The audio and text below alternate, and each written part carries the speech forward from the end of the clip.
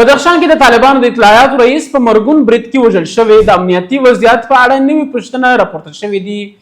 افغانستان د بدخشان ولایت یو ځل بیا د خونړي برید شاهد وګرځېد. د طالبانو د اطلاعاتو او کلتور رئیس ذبیح الله امیري د سې شنبې په سهار هغه مهال ووژل شو چې له خپلې کور څخه دفتر په لور روان و. د راپورټونو له مخې په لومړي د فیض آباد بهارک په لویه لار د موټرسایکل سپرو وسلوالو برید وکړ. په برید کې ذبیح الله امیري خپل ژوند له لاسه ورکړ او موټر چلوونکی یې ټپي شو.